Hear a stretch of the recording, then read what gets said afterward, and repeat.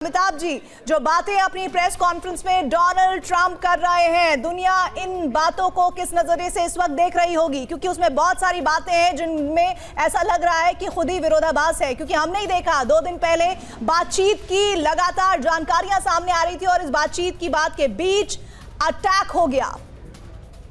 और ये पहली बार नहीं हुआ प्रीति जी। अगर आप पिछली बार जून का देखें, जो 12 दिनों तक चला था ये युद्ध, उसमें भी ट्रंप साहब ने कहा था कि 2 वीक का मौका दे रहे हैं ईरान को कि वो बातें करे, या न्यूक्लियर वेपन्स की जो बनाने की बात थी उसके बारे में बात आगे बढ़ाएं। लेकिन उसके तीसरे दिन बाद ही, यानी 11 दिन पहले ही डेडलाइन के उन्होंने अटैक कर दिया। यहाँ भी वो कह रहे हैं 5 हफ्ते तक चलेगा, लेकिन वो कमिटमेंट नहीं दे रहे हैं कि क्या अगर वहाँ हालात सुधरे, यानी अगर जो रेजिस्टेंस है ईरानी फोर्सेस का वेस्ट एशिया में, अगर वो कम होता है तो क्या वो ग्राउंड ट्रूप्स उतारेंगे, यहाँ पर उन्होंने नहीं कहा। और सबसे हास्यास्पद है कि ऐसे संजीदा अवसर पर वो अपने बॉलरूम की प्रशंसा कर रहे हैं, अपनी पत्नी की बात कर रहे हैं। तो यही ट्रंप हैं। लेकिन जिस तरह से ये युद्ध आगे बढ़ रहा है, मुझे लग रहा है कि कहीं अमेरिका इसमें इस दलदल में फंसता तो नहीं जा रहा है। अमिताभ जी, एक और बात मैं पूछना चाहती हूँ। अमूमन जब इस तरह से कोई नेता सामने आता है वॉर के दरमियान, तो बॉडी लैंग्वेज की बात होती है। थोड़े डिप्रेस लग रहे हैं या फिर थके हुए हैं, आप क्या पढ़ पा रहे हैं उनकी बॉडी लैंग्वेज से? देखिए, ये जो उनके वो अपने पूरे फॉर्म में नहीं लग रहे थे, आपने सही कहा। और मैंने भी वही मार्क किया।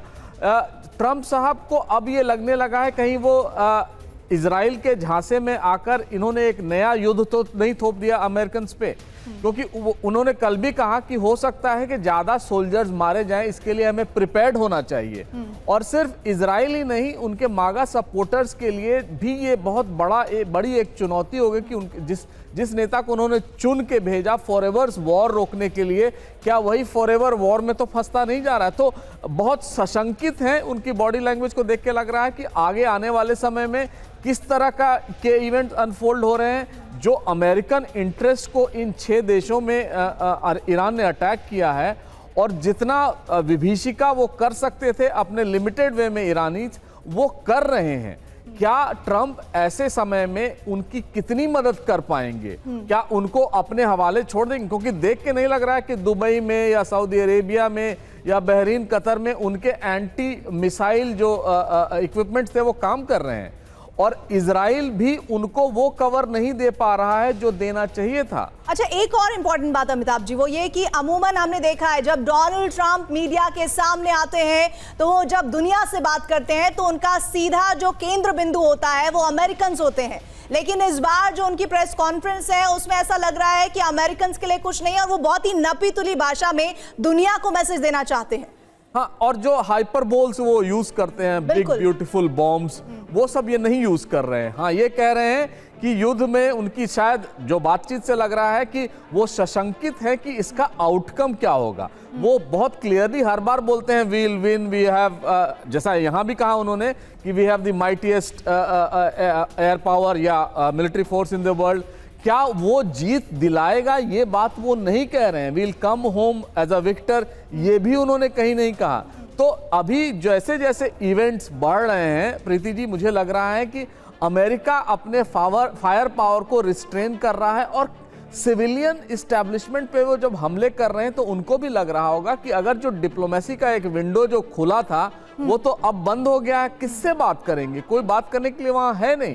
तब ये क्या होगा, ये अभी तक वो कोई कमिटमेंट नहीं दे रहे हैं अमेरिकन को कि हम युद्ध बंद कर देंगे। जी अमिताभ जी, बने रहिए आप हमारे साथ। इस बीच आपको बता दें, ईरान में इजराइल और अमेरिका के हमले अभी जारी हैं, और ये इसलिए जारी हैं क्योंकि ईरान में ट्रंप के मकसद पूरे नहीं हुए हैं। और एक तरफ मकसद पूरे नहीं हुए हैं और दूसरी तरफ ट्रंप अरब के बारूदी भंवर में बुरी तरह से फंस गए हैं। ट्रंप और नेतन्याहू ने खामेनेई की हत्या तो कर दी, लेकिन ईरान में तख्ता पलटकर अपनी कठपुतली सरकार नहीं बना पाए। इसका परिणाम यह हुआ कि ईरान युद्ध का विस्तार 15 देशों तक हो गया। ईरानी हुकूमत का खात्मा, तेहरान में तख्ता पलट, ईरान में कठपुतली सरकार बनाना। सवाल यही है कि क्या ईरान में ट्रंप का यह मकसद पूरा हुआ? जवाब बहुत ही सीधा है, नहीं। ईरान में ट्रंप का जो लक्ष्य था वो अब तक पूरा नहीं हुआ। खामनेई की हत्या के बाद ईरान को नया सर्वोच्च नेता मिल गया, जिनका नाम है अयतुल्लाह अली रजा अराफी। नया सुप्रीम लीडर खामनेई की हुकूमत का ही शख्स बना है। अराफी खामनेई के सबसे ज्यादा वफादार और करीबी माने जाते हैं।